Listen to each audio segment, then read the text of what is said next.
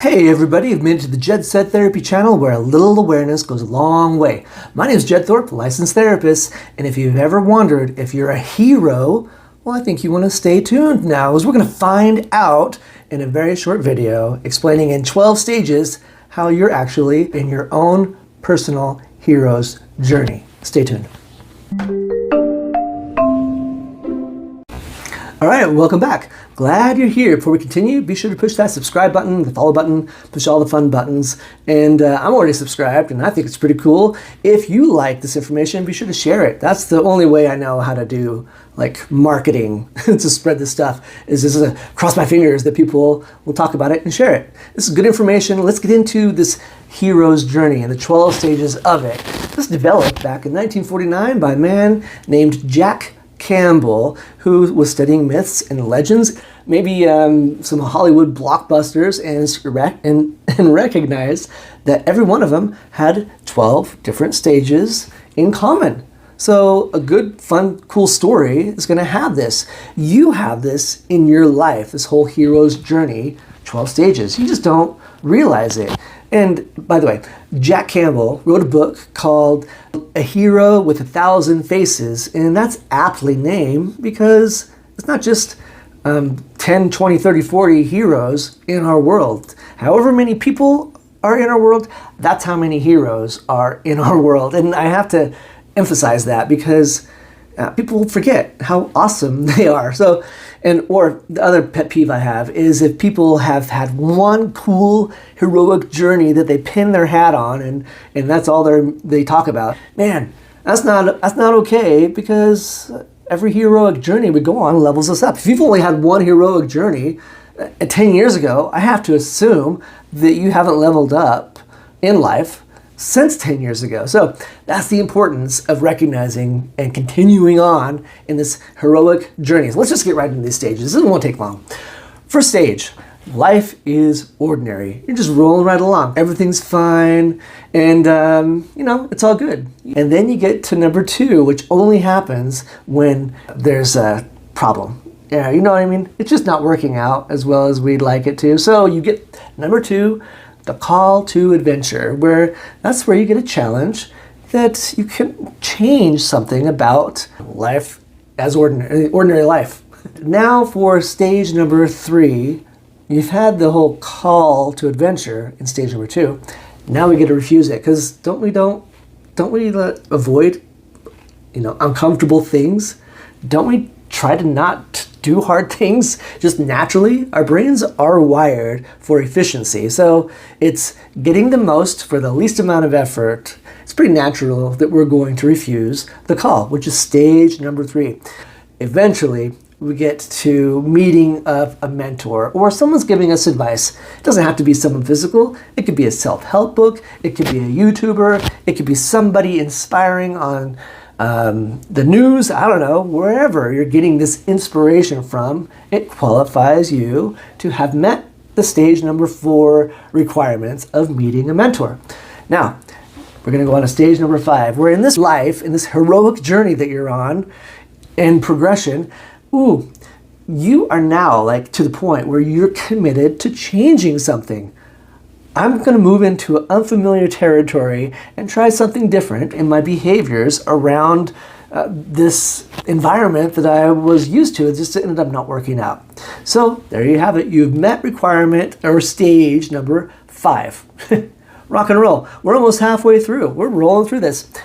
Number 6, this gets a little more dicey. This is on some level where we figure out where we have misstepped. We're starting to get some awareness into what we need to change in order to get into a higher level of life, a more comfortable, more stronger version of ourselves. So that's number 6, the whole tests, allies, and enemies. Now we're on to step number 7, or stage number 7. Sorry, Jack. Stage number 7, called Approaching the Innermost Cave. This is where we have narrowed down some of our issues. We're getting closer, and the cave is aptly named because it's dark.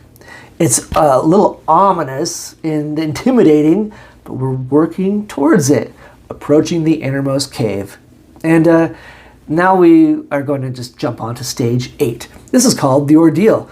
We have figured out what the issues were. We're approaching it. This is where we're face to face with what we've been avoiding for who knows how long. This is when we're face to face and working through, processing through whatever's been keeping us from progressing, what we fear the most. After you have battled those inner demons, after you've faced what you've been avoiding, man, you fought a hard battle and you've won. So in stage 9, you get the reward.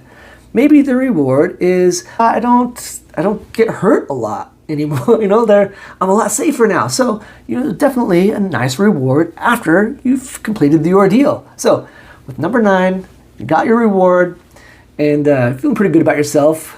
Then number 10 comes along.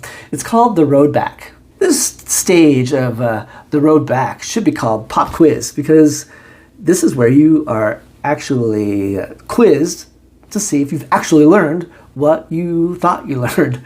In relationships, say you just love three-legged dogs where they're helpless, they can't run very fast, they need you, but it's not working. You work through your need of being a caregiver. So now we're at this stage 10 of the pop quiz. You're going to start meeting a lot of three-legged dogs that need your help.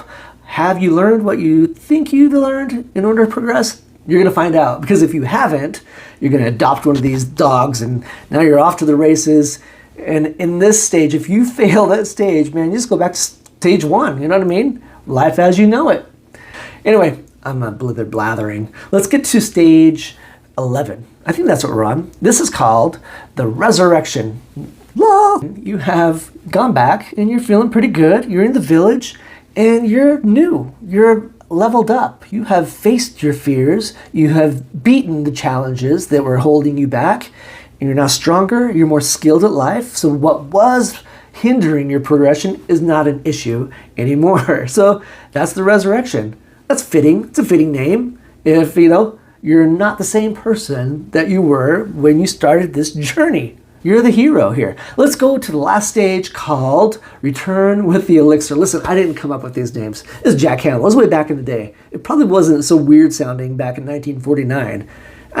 Because people were peddling these crazy elixirs on these dirt roads all over the place. So it wasn't a weird name now. It's kind of odd now. It's called Return with the Elixir. You're in your home. You're back home. You're off of your travels, your adventure, and you're just okay. And now people are actually looking at you for help. You become a mentor in this stage because that's something that you don't have an issue with anymore. You've gained the skills, so other people are looking to you. So you return with the elixir, the potion of all healing and whatnot, and now you can start giving it out to other people. That is the 12 stages of the heroic journey.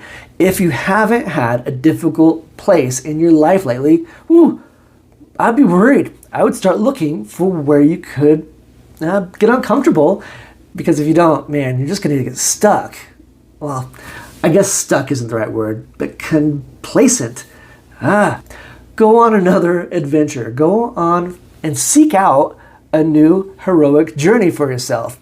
So that's the Jet Set for today. Hope you liked it. I think our society as a whole is moving more into a positive, more empowering, less victim-y place. So join me on this adventure. There's more information, all good empowering tools and blogs and videos on my website. You can find that at www.meaningtolive.com. Again, glad you're here, and until next time, awareness up.